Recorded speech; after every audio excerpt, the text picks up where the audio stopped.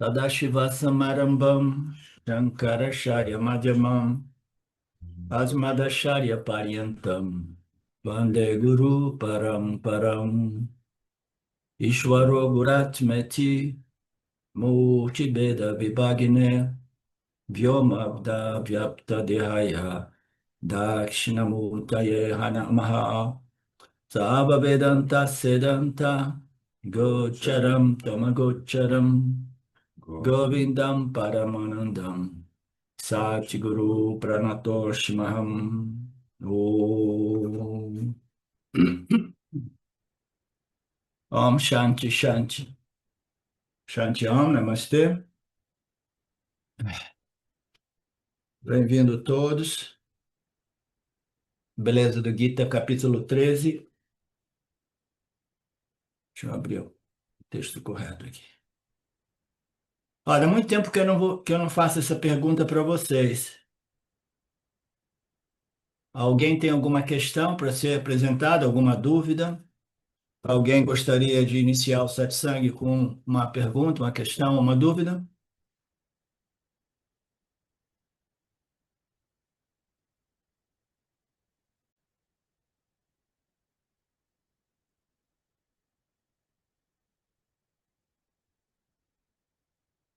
Ok. Então ninguém tem dúvidas, né? Que bom. Ou todo mundo confia que as dúvidas, em seu devido tempo, né? Elas vão ser dissolvidas, né? Você não resolve as dúvidas e as questões encontrando respostas precisas a respeito dela, mas simplesmente dissolvendo-as, né? Você vai simplesmente dissolvendo as dúvidas e as questões vão desaparecendo e você vai permanecendo mais e mais simplesmente, né? Naquela convicção, clareza de que você é essa presença, né? Essa testemunha consciente por trás da mente, né? Se alguma questão ou dúvida surgir, a gente coloca a mãozinha digital lá.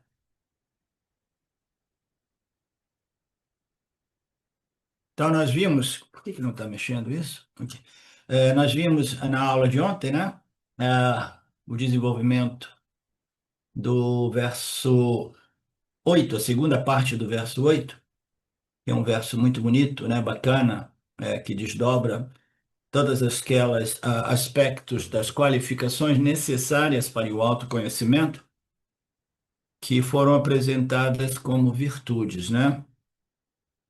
Então, a última virtude que nós vimos, né, foi a retidão, serviço a si, serviço ao sampradaya, né, o respeito e a apreciação ao guru, porque o guru não é uma pessoa, é uma instituição, né, que ele retém as escrituras de modo orgânico, né, biológico, vivo, né. E no passado eu falei que não existiam escrita, né, milhares de anos atrás, esses conhecimentos foram mantidos vivos através dos acharyas, né, dos professores, né? Então nós vimos que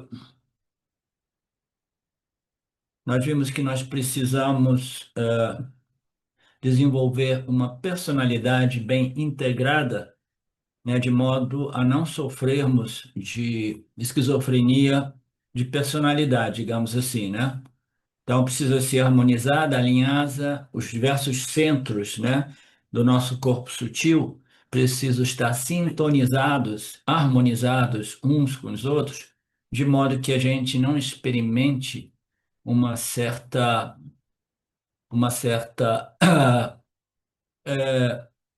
fragmentação entre o que eu conheço, o que eu falo e o que eu faço, né?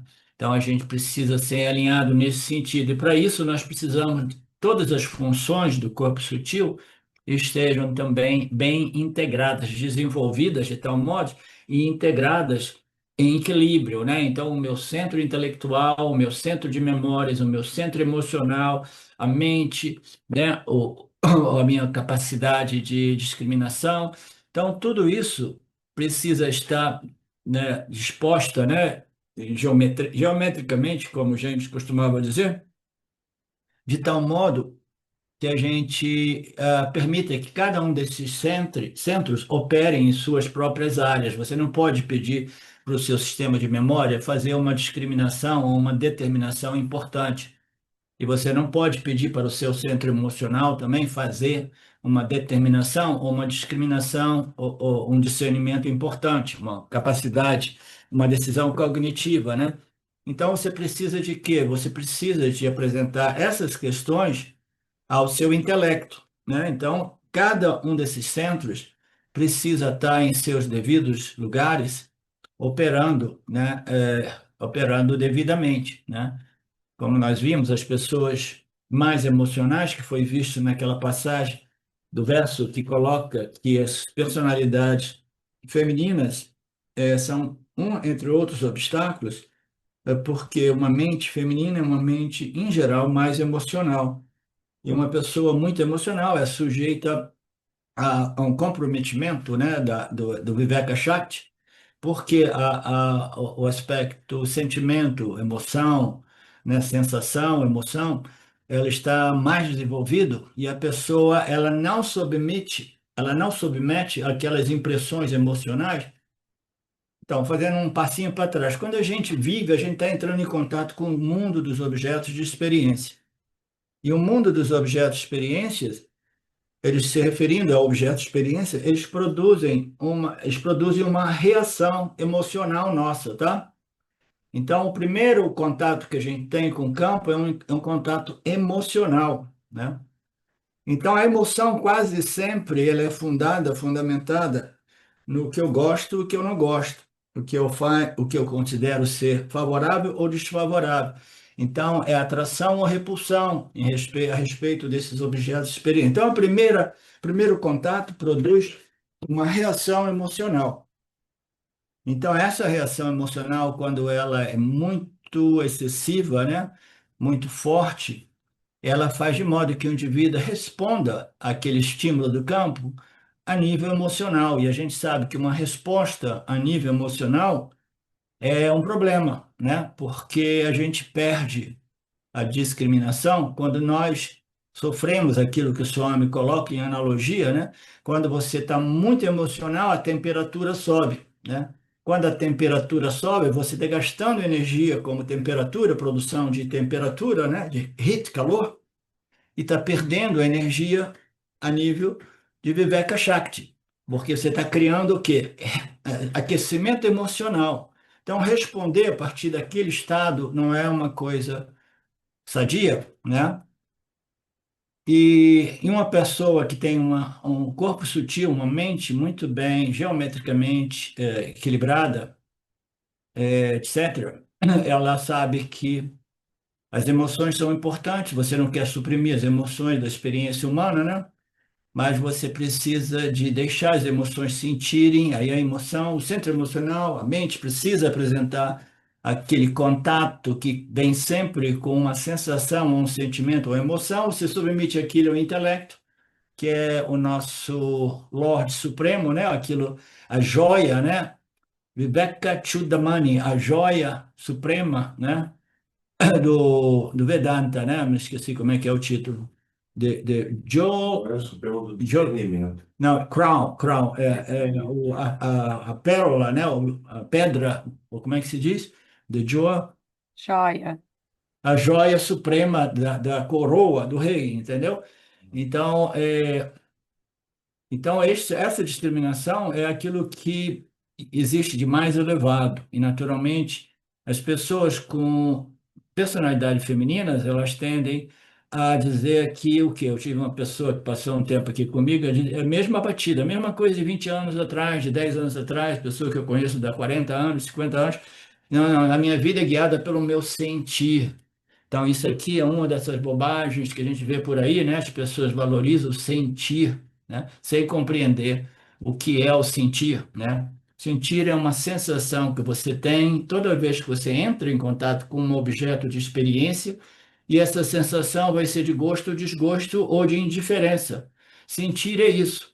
Se você for guiar a sua vida com base no sentir, você vai ser guiado por suas vasanas. governado por suas vasanas que diz isso você quer, isso você não quer, isso você gosta, isso você não gosta, né?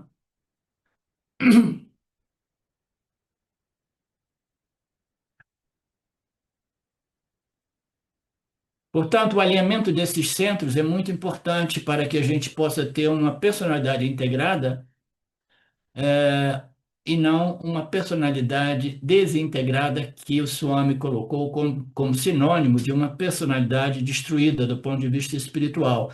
Destruída no sentido espiritual. Você continua funcionando, mas espiritualmente você já não cresce, né? Se você for a um concerto de música, existem muitos instrumentos. A gente sabe que, principalmente no norte da Índia, eles passam muito tempo harmonizando os instrumentos, até mesmo ajustando, né, cada um dos instrumentos. Isso em analogia com a nossa mente, né? A mente seja bem estabelecida em... nós vimos isso ontem, esse verso aqui é maravilhoso. Que a minha mente seja estabelecida, que a minha fala seja estabelecida na mente, né? Que a minha mente seja bem estabelecida. Elas são sincronizadas, elas são em harmonia, né? Meu conhecimento, a minha mente e a minha fala, elas estão na mesma página, como a gente diz, entendeu?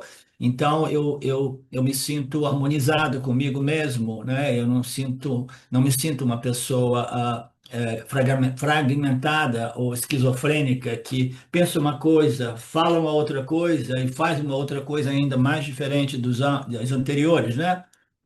Então, que o meu conhecimento, minha fala, minhas ações cresçam em mim em harmonia, que a minha mente seja o apoio para que eu possa Professor, tá bem lá compreender. para frente onde você parou, Tá, eu só estou requerendo repetir tá? isso, aí eu vou passar para lá, obrigado. Então, que a minha mente possa experimentar e desfrutar dos frutos, né, obter os frutos desse conhecimento, né, que os Vedas não sejam uma mera aparência, que isso me proteja, que isso proteja o Guru, a Sampradaya. Então, esse verso é muito bonito. Tem uma passagem aqui que o Dayananda nos apresenta, né, que o Swami diz que o Dayananda costumava dizer que Ravana tinha 10 cabeças para como uma ilustração de personalidade múltipla, né, personalidade que estão fragmentadas com tendências distintas e muitas vezes contraditórias. Você viver com uma personalidade fragmentada e quando esses fragmentos, essas expressões de personalidades, eles são opostos uns dos outros, né? Por exemplo, eu faço um discurso maravilhoso de não violência, de paz no mundo, né? De harmonia, de confiança entre as pessoas e as nações, e isso e aquilo. Então, falar é fácil, entendeu? Mas se as minhas ações são totalmente contraditórias àquilo que eu penso e falo, então isso é o quê? Hipocrisia, como nós sabemos, né?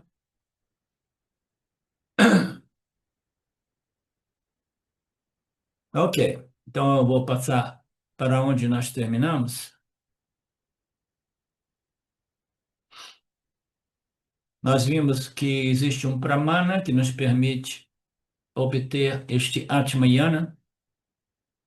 Esse Atmayana só é possível quando nós obtemos uma personalidade bem integrada, né? E isso passa pela devoção e pelo Karma Yoga.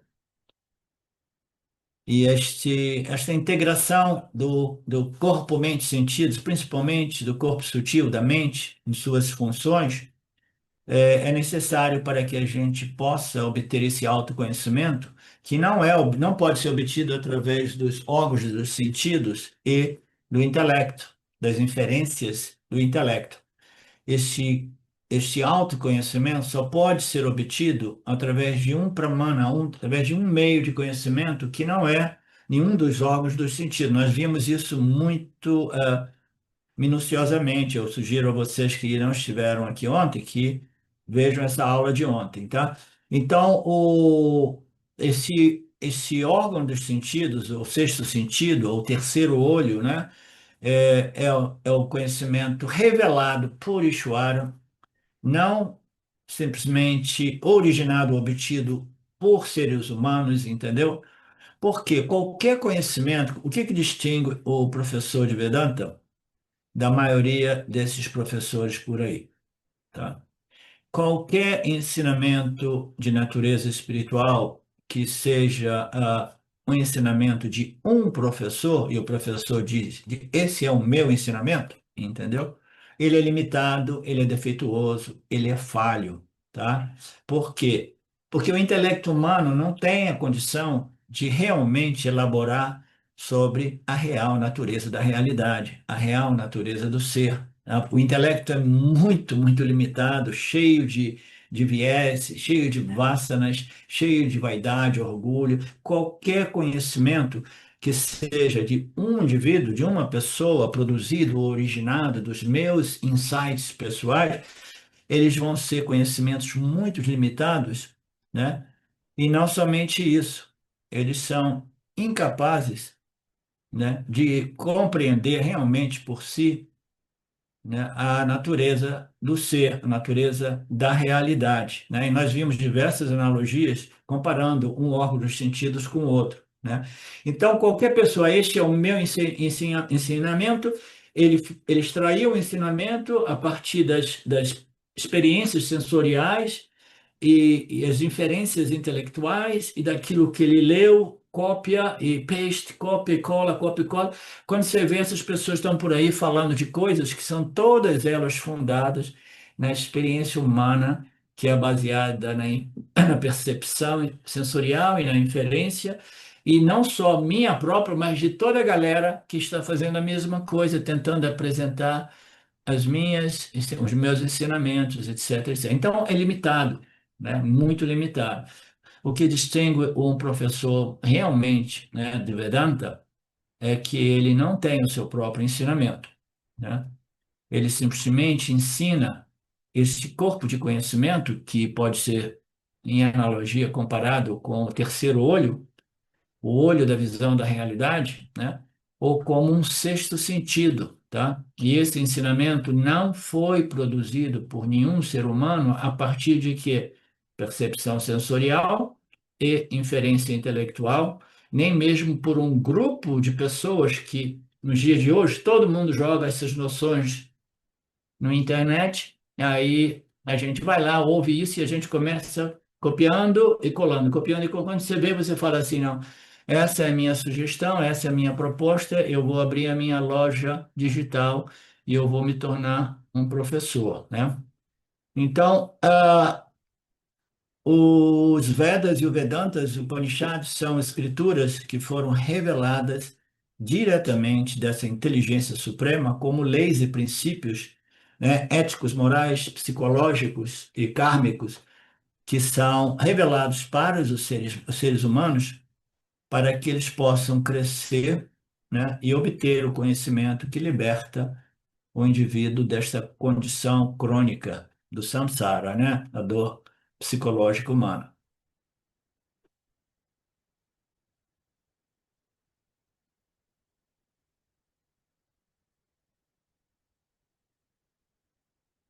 O conhecimento dos Vedas é um conhecimento diferente de qualquer conhecimento científico, porque não é o conhecimento a respeito de algo dentro do âmbito do mundo fenomenal, de objetos, né? Fenômeno-objetos, né? Mas é simplesmente um conhecimento a respeito da real natureza do observador do mundo fenomenal. Então, nenhum desses indivíduos que obtiveram compreensões baseadas em inferências que são fundadas em percepções sensoriais e um grupo de pessoas fazendo o mesmo, nenhuma dessas pessoas são capazes de rejeitar ou de validar os ensinamentos dos Upanishads, tá? Isso pertence a duas ordens de realidade.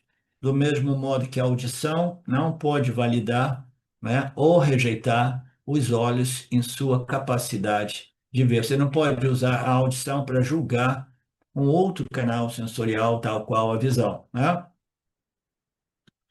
E nós vimos depois, entre todas essas virtudes necessárias, nós vimos aquela que é talvez a mais importante de todas, que eu tenho apresentado como uma pré-qualificação, que é Shraddha.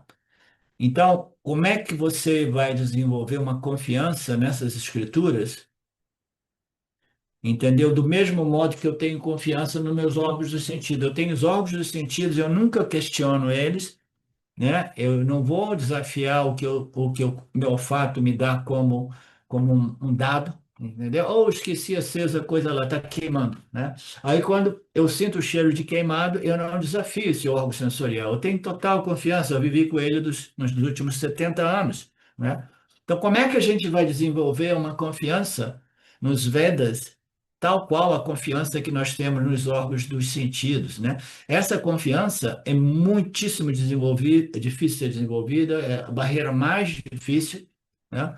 A gente, em geral, precisa já nascer com aquele nível de consciência, de confiança a nível subconsciente, né? Vasanas, né? E para isso você precisa já nascer com uma apreciação e uma reverência para com a tradição, para com o guru, né?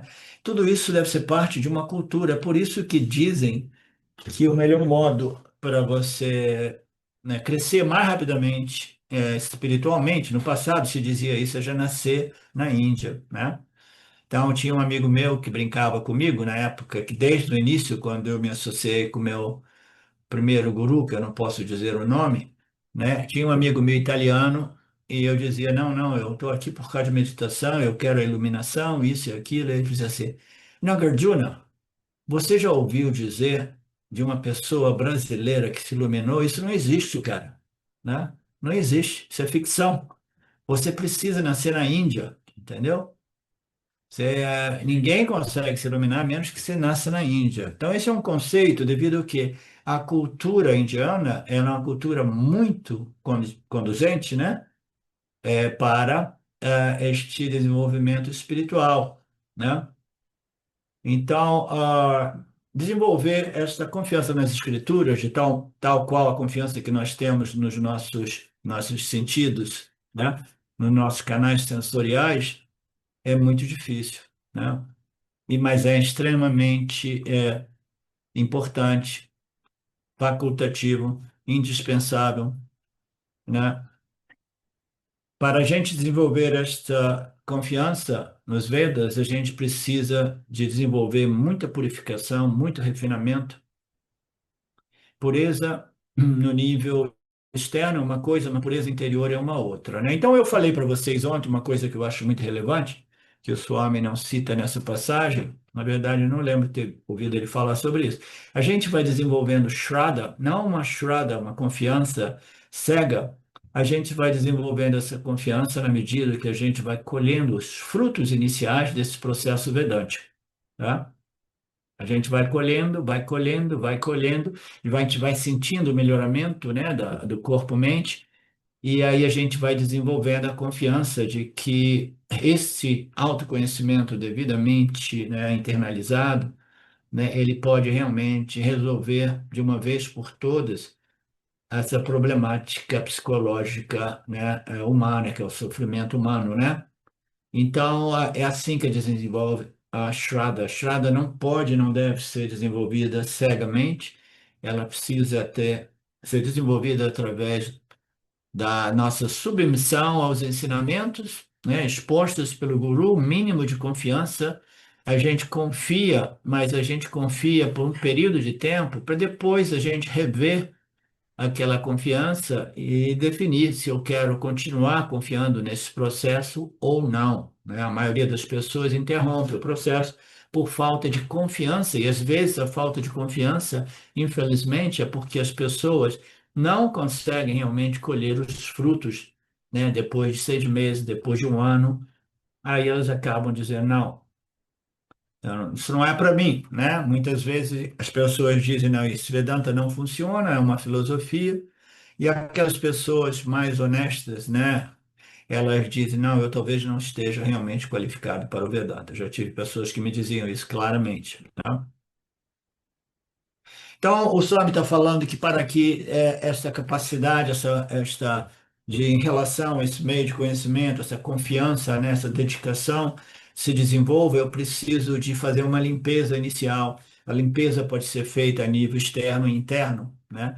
As pessoas pensam que a limpeza, você toma banho todo dia e vestir roupas limpas, seja uma expressão de limpeza absoluta. Não, a limpeza mais importante não é externa, mas é a limpeza, a purificação, a limpeza de nossas mentes, né?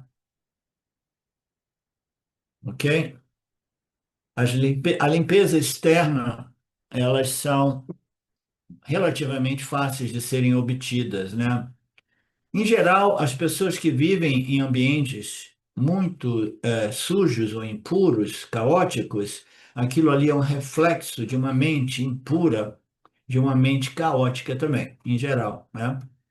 Mas não significa que uma pessoa que viva num ambiente limpo e bem ordenado, organizado, em sua mente seja uma pessoa bem pura e bem, bem, bem resolvida, bem ordenada, né? Bem clara, né?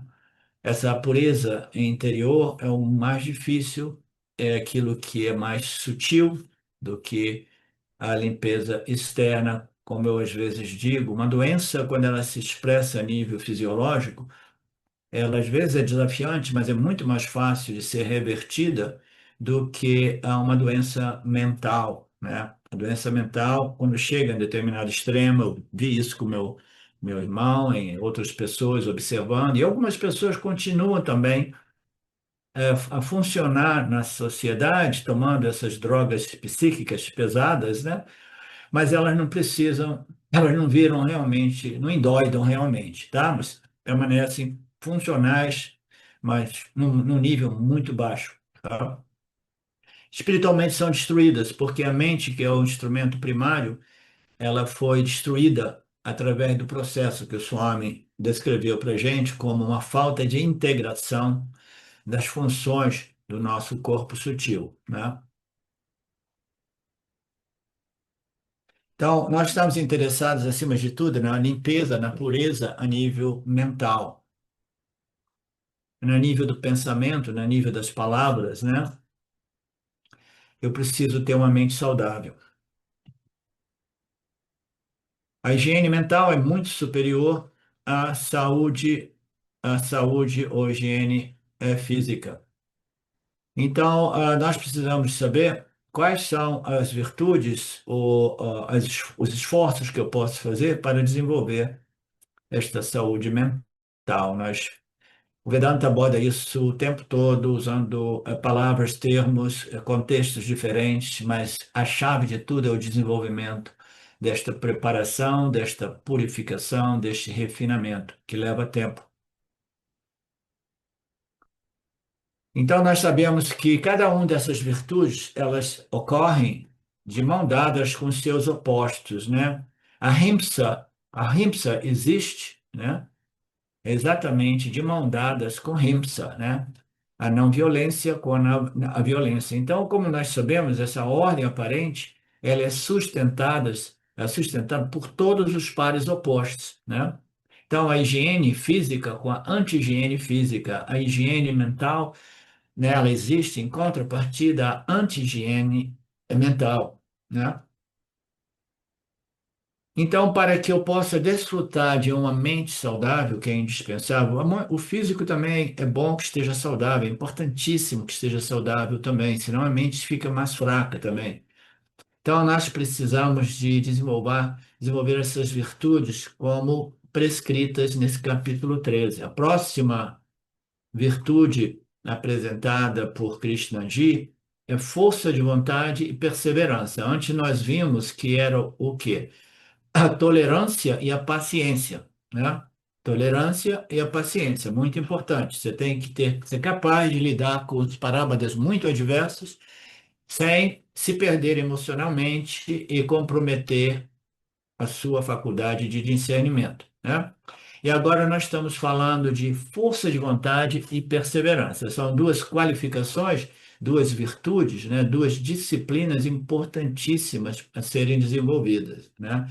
O indivíduo pode ter uma força de vontade grande, mas talvez ele não tenha uma perseverança capaz, entendeu? To break through, ultrapassar os obstáculos, né, que ocorrem. Tem obstáculos, muitos deles que são a nível psicológico e emocional, tem obstáculos que são intelectuais, e o indivíduo tem que ter muita força de vontade para superar.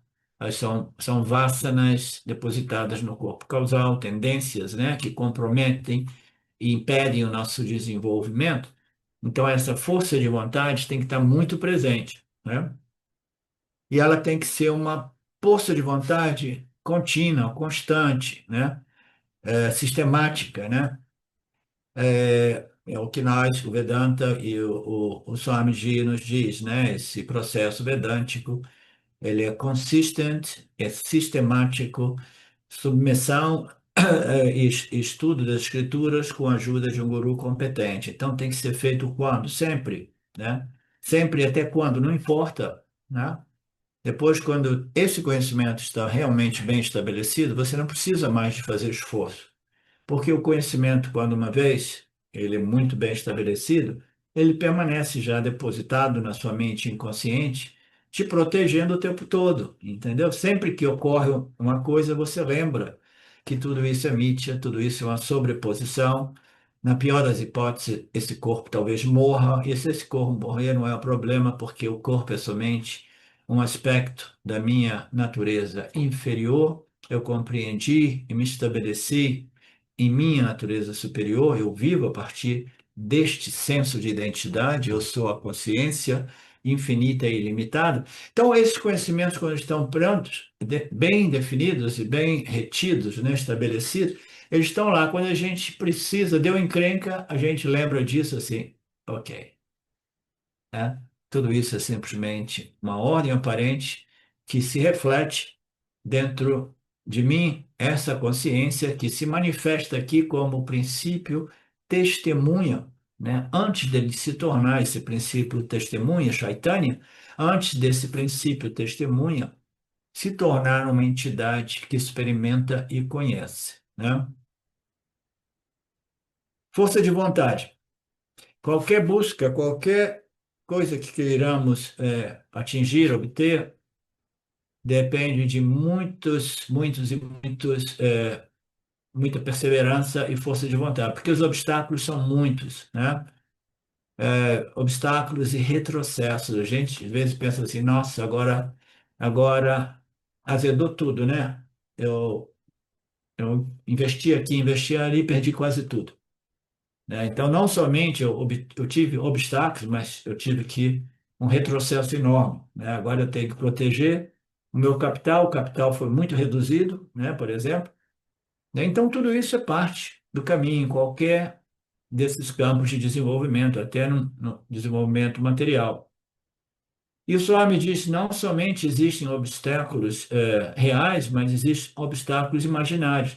São as nossas noções, né, auto-limitantes, auto-insultantes, né, que nos bloqueiam de realmente desenvolver a força de vontade e a perseverança. Por exemplo, diga assim, ah, não, é muito difícil, ah, não, eu fracassei na última vez, ah, não, eu vou ficar na minha, né? Então, eu não quero arriscar nada, né? Então, seja o obstáculo real ou imaginário, eu preciso de simplesmente neutralizá-lo. Eu não devo fugir da busca, né? Ou torná-la instável ou inconstante. Nós precisamos da estabilidade, persistência e constância sistemática neste processo de assimilação e retenção do autoconhecimento. Significa que nada irá me parar, nada irá me estopar, né? Eu só paro com esse processo quando eu estiver realmente, totalmente bem estabelecido na minha natureza, Ananda, na minha natureza Shanti. Eu estou plenamente satisfeito. Portanto, agora eu sei que a busca, né, pelo melhoramento e a busca por uma compreensão sólida, sempre presente, me protegendo todo o tempo, ela já não é mais necessária porque o conhecimento indireto se tornou conhecimento direto, né? Esse conhecimento que a princípio era intelectual se tornou transformou um conhecimento absolutamente existencial, que transforma a experiência humana. Então, chegando nesse nível, o indivíduo diz, ok, agora eu estou plenamente satisfeito, né? Mas antes disso, o indivíduo diz assim, não, nada irá me estopar. Eu vou continuar até o ponto de eu me sentir plenamente satisfeito. Tá? A busca humana é uma busca pela satisfação. Em geral, a gente coloca a busca pela felicidade, mas a felicidade é um modo mais infantil de compreender o valor, né? O valor daquilo que é o mais valioso, que não é realmente uma felicidade, mas é uma satisfação interior, uma paz interior, né? Que não depende das circunstâncias externas, não depende nem mesmo das circunstâncias mentais, significando dizer os estados da minha mente, porque se eu ficar dependendo dos estados da minha mente, a mente se modifica e aí de novo eu vou ficar de mãos vazias, querendo, né, querendo ver como é que eu vou obter a satisfação que vem e permanece, ela não vem e vai. E aí que a gente diz, o conhecimento é aquilo que uma vez conhecido, uma vez obtido, uma vez esse conhecimento seja livre de dúvida, vaguezas, suspeitas, né, e abstrações, é um conhecimento sempre à sua disposição, que não requer revisão, não requer relembrá-los, entendeu? Do mesmo modo que o conhecimento, eu, né, a Betânia, sou uma mulher e eu não sou um gato, né? Esse conhecimento é firme, claro, para a Betânia e não requer sadhana, não requer lembrança, tá? Do mesmo modo, o conhecimento, a Aham Brahmasmi, ele precisa estar estabelecido de modo que o indivíduo esteja plenamente satisfeito, livre da necessidade de manutenção, esforço ou de sadhana contínua, né? Então, a atitude aqui é assim, não, nada irá me estopar, nada irá me obstaculizar. Eu estou decidido, eu sou uma pessoa cabeça dura, né?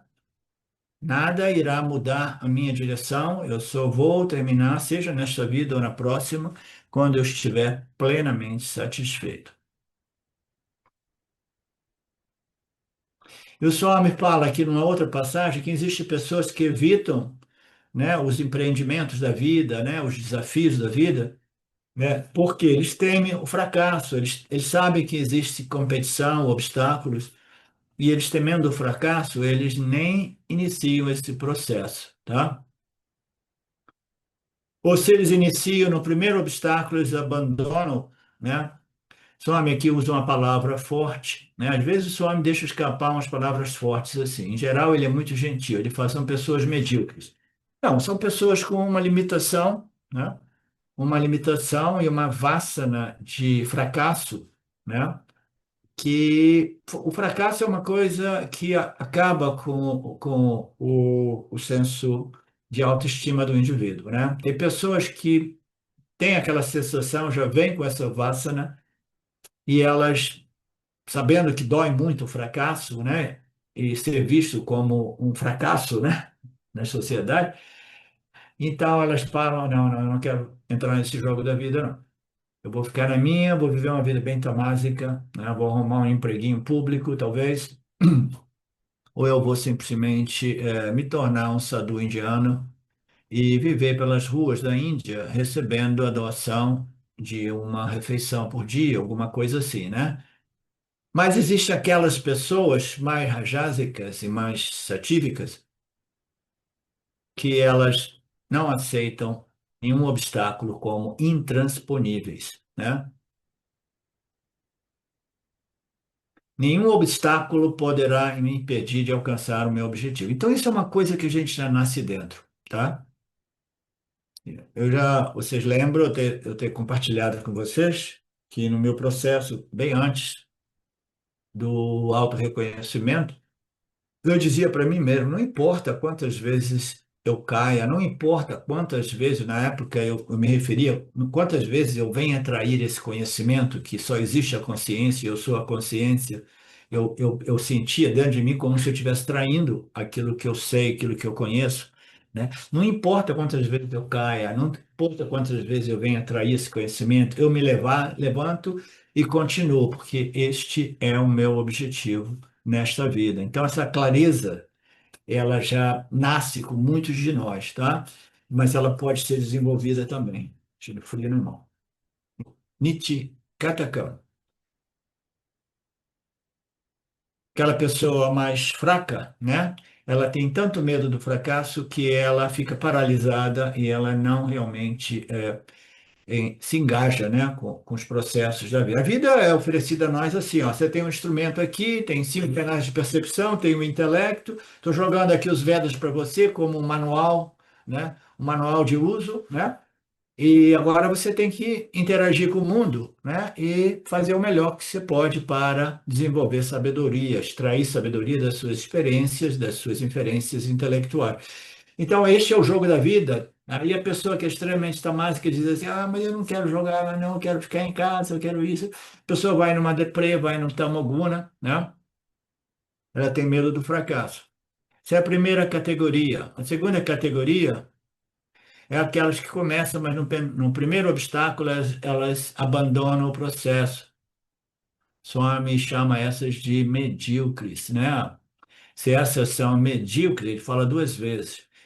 Elas começam, mas elas param, né? Aquelas que nem começam, então seriam medíocres ao quadrado, né? Então, são pessoas que realmente sofrem de um sentimento muito baixo de autoestima e um medo muito grande do fracasso que irá ainda reforçar ainda mais esse sentimento baixo de autoestima, eu sou um fracasso, né?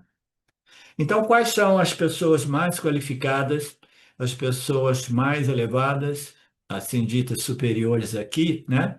Aquelas que iniciam uma tarefa, iniciam um empreendimento, iniciam um objetivo, né? E elas não param diante dos obstáculos, né? Essas são as melhores, esses são os melhores vedantinos, raros, difíceis de serem encontrados, né? São aquelas que, mesmo que elas caiam, aqui o Swami dizendo aquilo que eu dizia para mim mesmo no passado, né?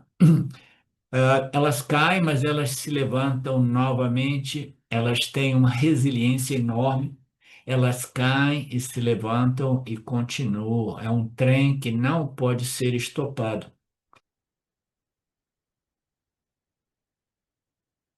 Nenhum obstáculo, esse é o sentido.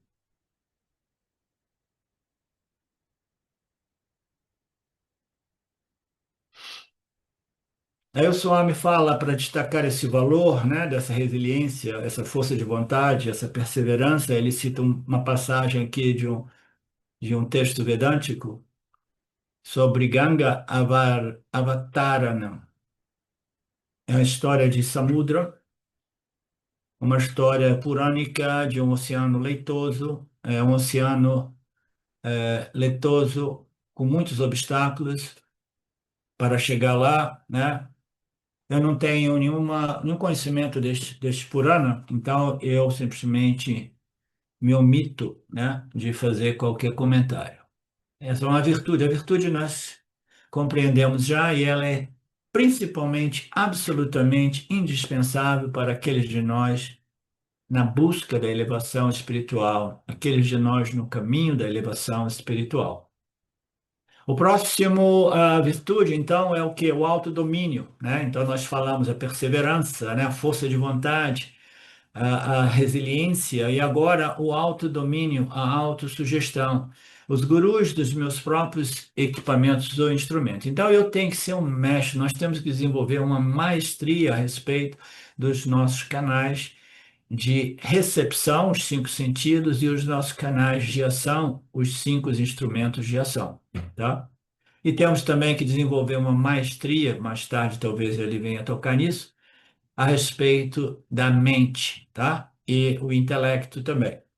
Então, no Tattva Bodha, isso foi muito abordado, que significa Tattva Bodha, conhecimento da verdade.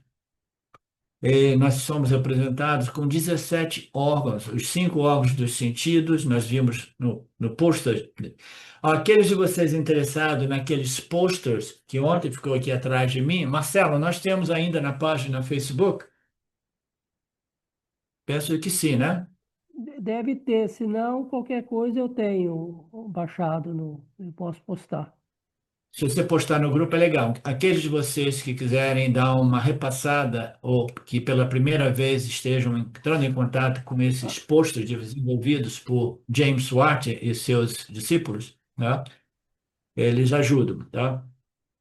Então nós temos 5 órgãos dos sentidos, nós temos 5 órgãos de ação, nós temos os pranas, os ares vitais, que são 5, né? Que nós vimos ontem. Nós temos a mente, que é a nossa faculdade mental e emocional, e nós temos o intelecto, a nossa faculdade cognitiva, né? Isso fazem de nós um instrumento complexo, corpo, mente, sentidos, dotados de 17 instrumentos para entrar no mundo, coletar data, experiência e converter essas experiências em conhecimentos e sabedorias espirituais.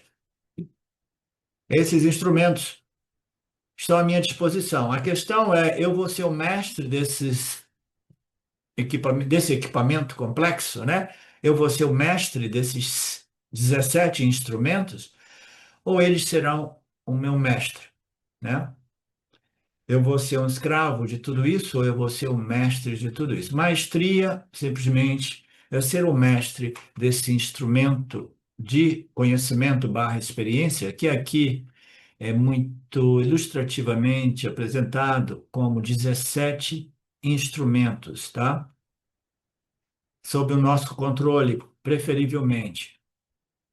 Nós vimos, né, no Gita também aparece essa analogia da carruagem, os 5 cavalos, as 10 rédeas, né, e o condutor. No Gita, esta analogia vedântica do Kathopanishada foi adaptada dizendo que o condutor era Krishna, né?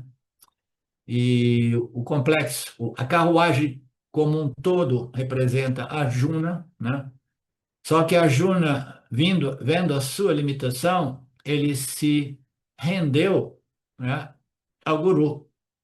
Ele falou: Guruji, eu não tenho maestria sobre esses 5 cavalos, as 10 rédeas, né, a mente e o intelecto.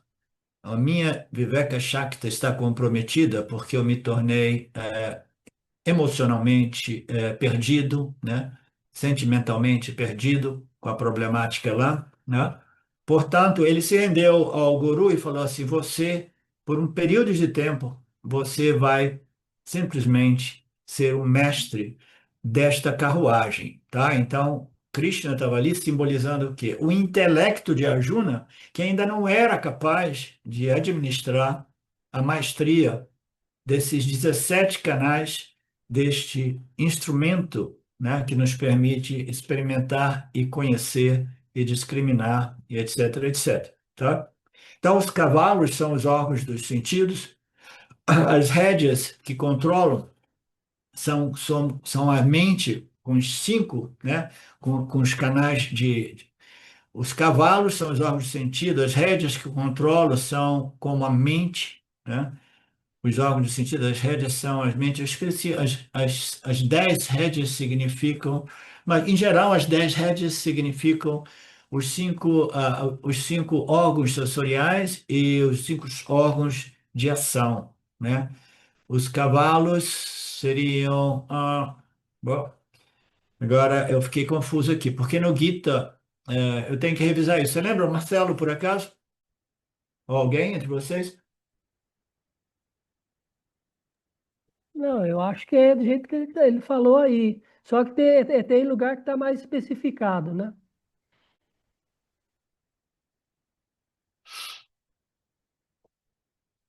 Porque as rédeas são 10. Eu não tô, não está clicando para mim o modo qual a mente ela é representada aqui por Só 10. pode ser que cada mão, contando o cavalo, entendeu? Cada mão, dois, conte, não sei Tá. se está Ok. dizendo, mas Então tipo, para controlar. eu vou colocar essa analogia nos termos do Gita, tá? É que a mente, né?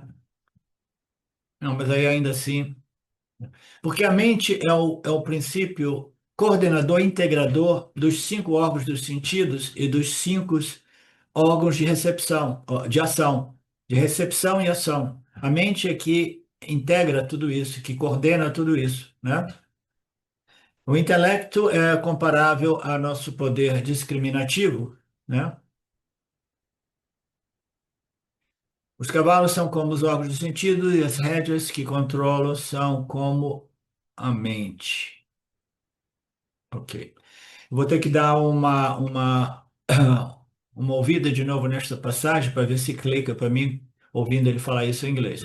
Mas aqui ele não está elaborando. Precisamos de um condutor, né, de um mestre que saiba conduzir esse complexo corpo, mente e sentidos, dotado de 17 né, instrumentos, né? Nós precisamos de um condutor educado segundo essas revelações védicas, né? Então, aqui é apresentado como um condutor bem informado pelos Vedas. Nós precisamos da direção controlada pelas rédeas, né? Então, esses 5 cavalos, né?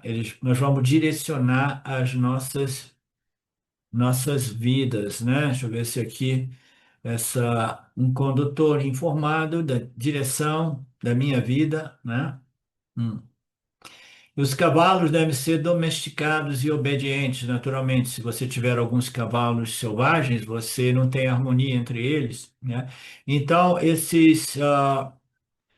como apresentado no Gita, em geral, em outras passagens do Gita, né, anteriores a essa, as 5 rédeas se referem às 5 canais sensoriais e os órgãos de ação, os órgãos de recepção, né? E nós temos que controlar esses órgãos de recepção e de ação de modo que eu possa direcionar a minha vida, né? De modo meu objetivo espiritual, né? Então, os cavalos precisam ser domesticados, e as rédeas, eu preciso ter uma maestria de como controlar essas rédeas, né? E a mente é que faz essa administração das rédeas, tá? Assim, somente então eu chego ao meu destino. Da mesma forma, nós temos o corpo, os sentidos, a mente e o intelecto. A menos que eu possa administrar esse instrumento, não há como eu chegar ao meu objetivo.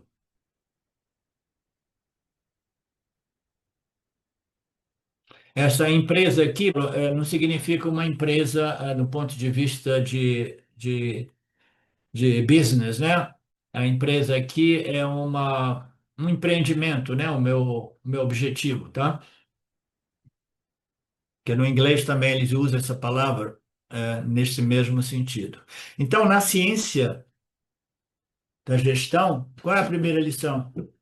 Vocês conseguem controlar a sua língua, a língua que come, a língua que fala, vocês conseguem controlar suas emoções, então são aspectos mais práticos do que seja essa maestria, né?